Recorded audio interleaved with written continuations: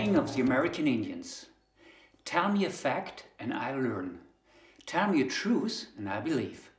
But tell me a story and it will live in my heart forever." From the beginning of all times, mankind has been asking questions, imagining stories of the origin, of how the world began and how we came to be in it. Why am I here? Who made me? Where am I going to? Where does the sun go at night? What is the meaning of thunder and lightning? And because the human mind is a pattern recognizing, a meaning-making machine, when we have only partial information, our mind usually tries to fill in the blanks in order to create some plausibility, to construct a coherent, complete image or story. As Jonathan Gottschall puts it, if the storytelling mind cannot find meaningful patterns in the world, it will try to impose them. So what is a story? It is the retelling of events. Some stories are stronger, some are weaker, that is a common belief. But some are not even stories in a traditional sense, and nevertheless something is ringing. And afterwards you will never forget what you've seen or heard or felt. So where do stories come from? We are all stories in the end, as Stephen Moffat once said, which of course is true.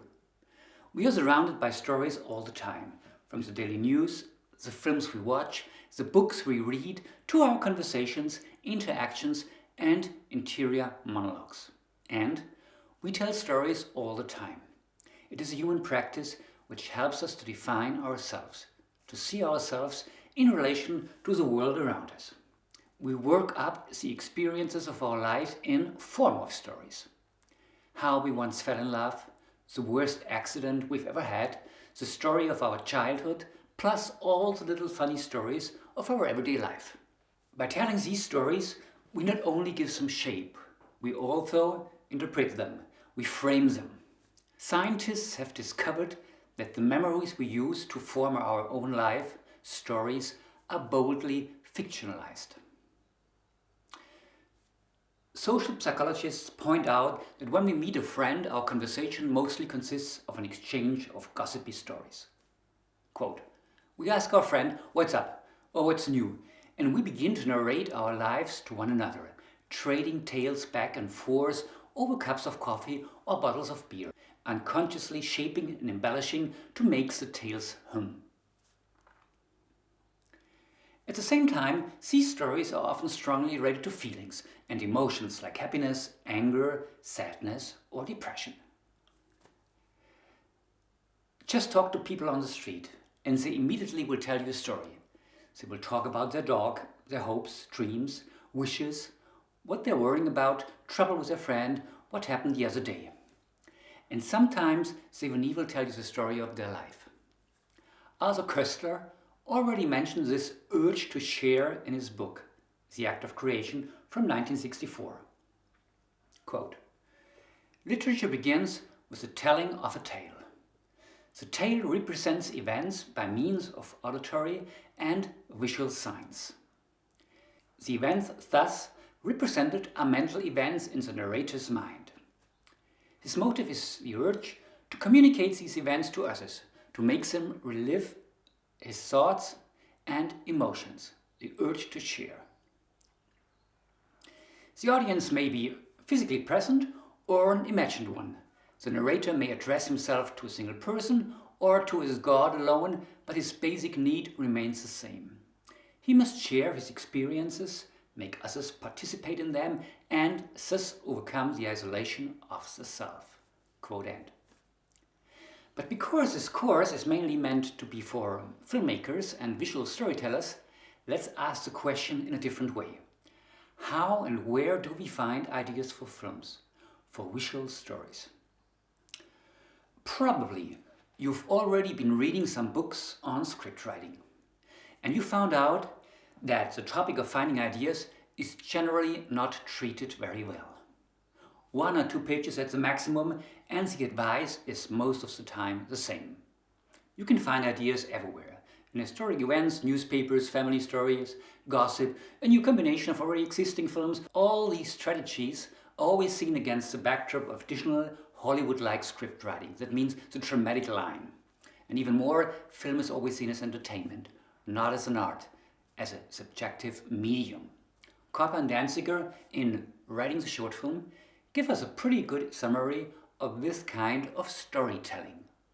Quote, "All stories must engage the curiosity of an audience, whether that audience be 1 or 1,000.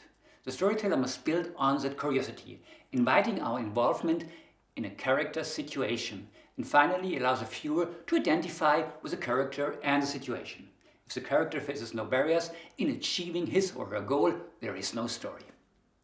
This is the nature and the role of conflict in storytelling, to provide barriers to the characters and their goal. Quote end. Sometimes this is also referred to as a high concept idea. The famous one-sentence pitch in the elevator, the one-liner that immediately catches your attention. Ken Robinson once said, "Creativity is a process of having originally ideas that have value." We should keep this in mind. But here's a warning. This is not really our starting point. I always thought that Michelangelo Antonioni was right when he said, "What people ordinarily call the dramatic line doesn't interest me. One device is no better than the other, a priori." And I don't believe that the old laws of drama have validity anymore. Today's stories are what they are, with neither a beginning nor an end, necessarily, without key scenes, without a dramatic arc, without catharsis. They can be made up of tatters, of fragments, as unbalanced as the lives we lead. Quote end. So, this course is about how to find ideas, mainly for films, but it also can be used for storytelling in general and other creative work. It is about to learn how to train this muscle that we call imagination on a daily basis, as Jean-Claude Carrière once put it. In this course, we are not yet talking about script writing. That would be the next step. This course is about 20 chapters. Don't proceed too fast. At the end of each chapter, there will be some exercises and some films I would like you to watch, if you don't know them yet.